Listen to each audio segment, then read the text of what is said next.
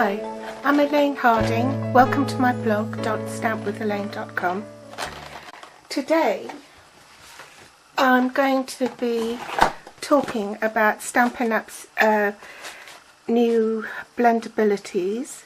They are alcohol markers, alcohol ink markers made for blending and shading. At the moment we have got 6 colours to choose from, with a further 6 to be released later in the year.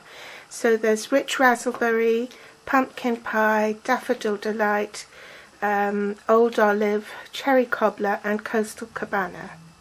In addition to those, we have 6 skin tone colours, which will come in a box of 6. And this is in bronze, mocha, blush, natural, nude and ivory. I have a chart here so that you can see the actual colour the ink produces.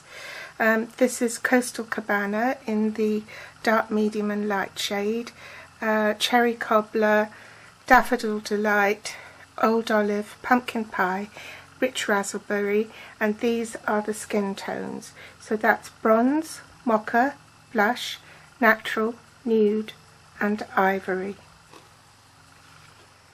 There is also a what they call a colour lifter pen, which is white.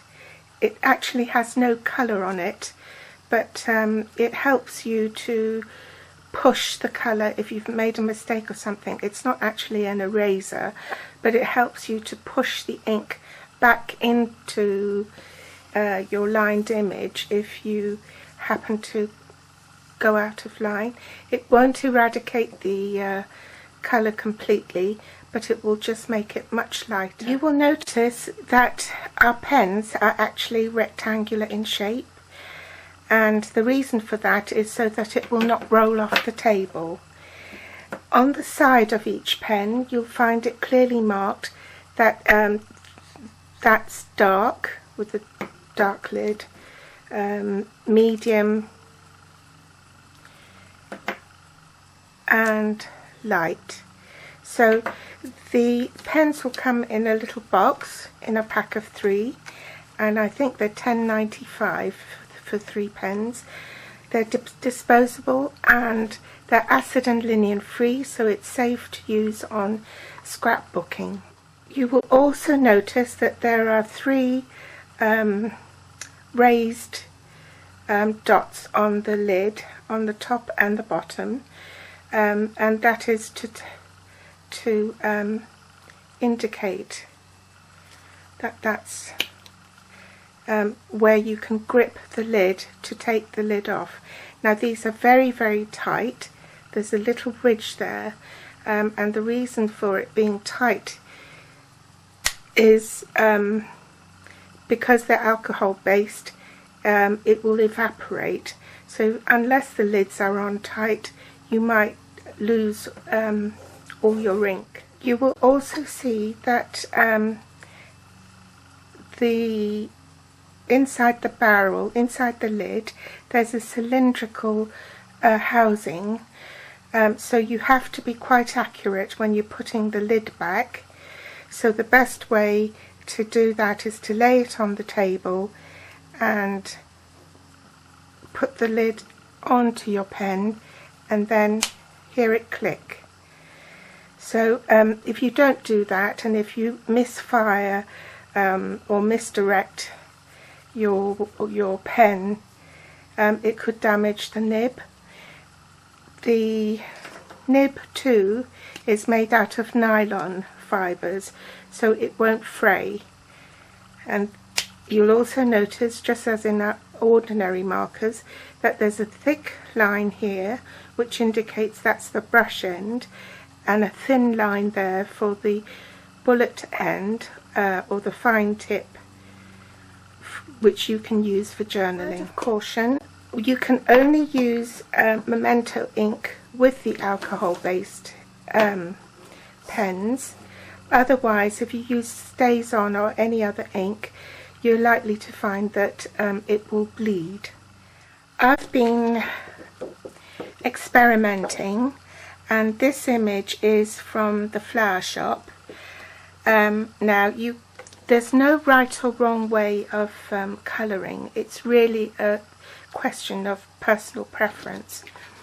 I like to go from dark to light because I feel that I've got more control over my colour then. So I've started with, this is the dark to light, using the small tip.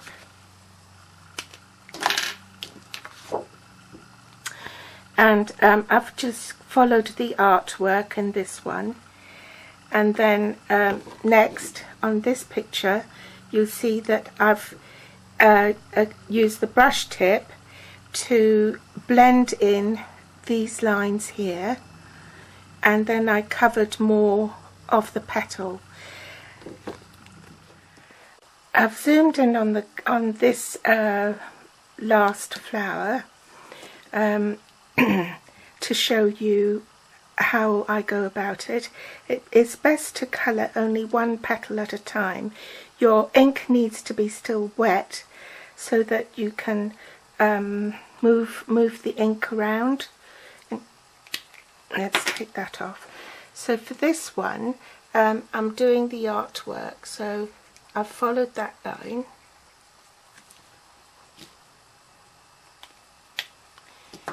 Then I go in with my middle one, and this time I'm using the brush.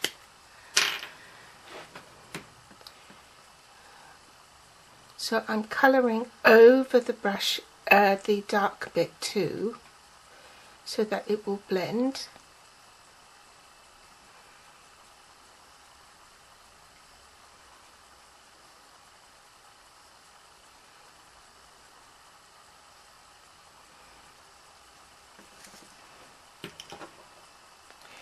And then lastly, I use the fine tip, I'll use the brush tip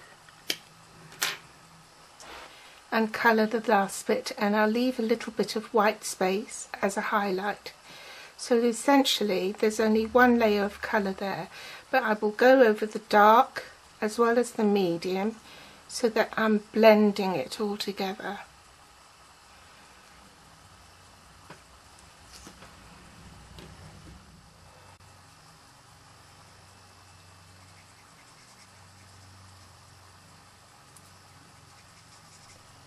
So that's throwing a shadow over here, and I want the dark bits from there.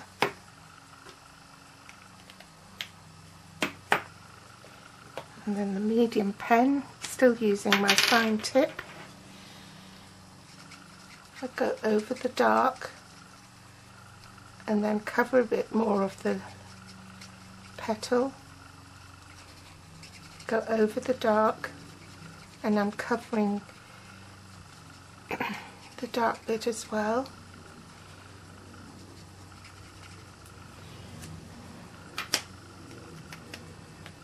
And lastly, I want to blend.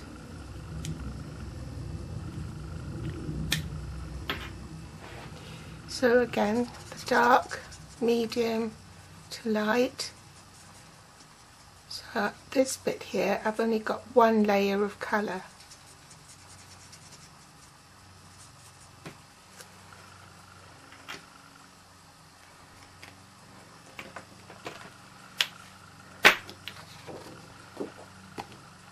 Okay.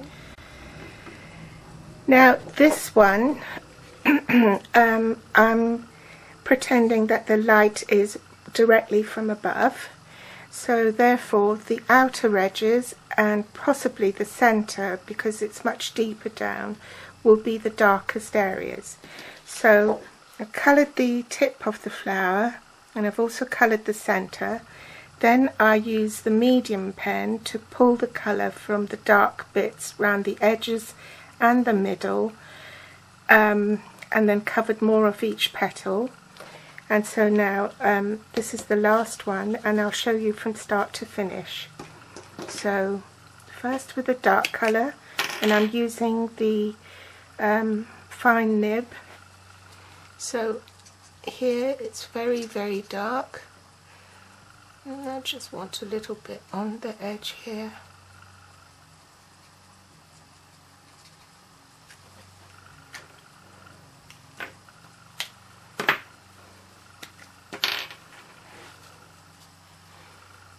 Again,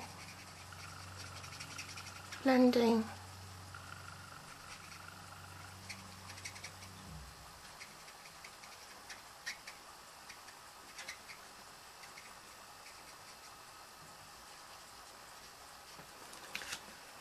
One thing I forgot to mention was that you do need to protect your surface in case the your work bleeds. You can see here, if you coloured it really well, then it will bleed onto your work surface.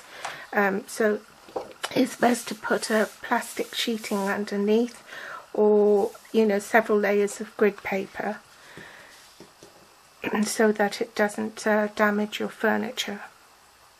So the last thing to do is to use the lightest colour, and again I'm working right from the bottom with the dark,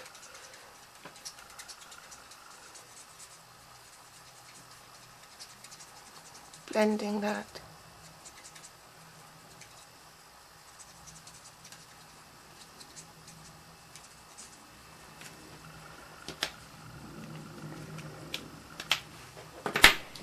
So there you have it. Right, I'm sure you'd like to see a card. I've cut a label from the Windows Framelits collection, and it's the, counting from the centre, the smallest, 1, 2, 3, 4, the fourth one in. And I'm going to get a scratch piece of paper, my Mossy Meadow ink, which is one of the new in colours. And I'm going to use this stamp from the Flowering Flourishes stamp set.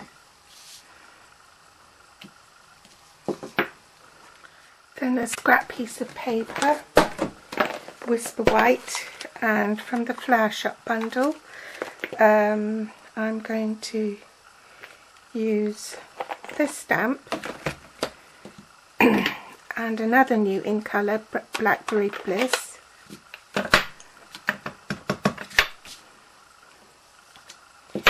So to save time, I've already coloured this in, at my mat and the festive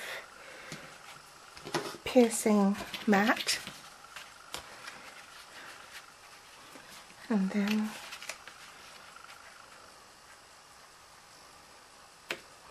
just a bit of detail here.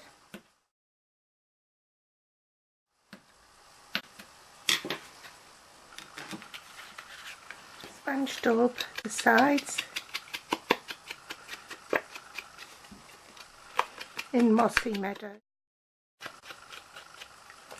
Pop some dimensionals on the back.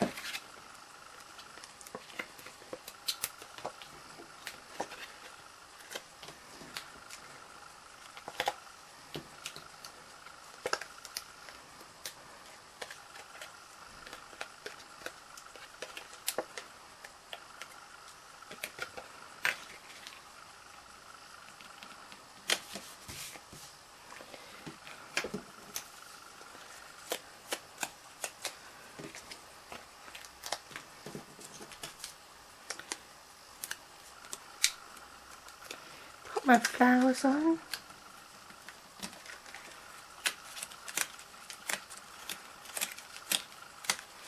Shush it up, and just a bit of Tombow on the bottom of that.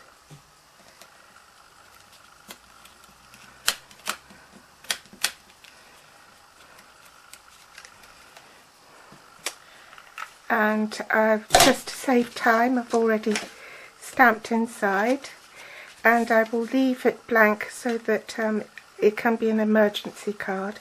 Maybe it needs another flower there.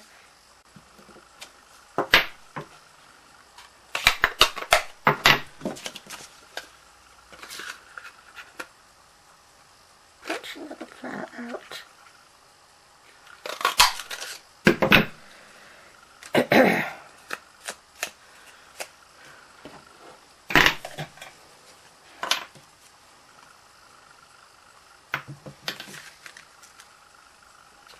They always say things look better in threes.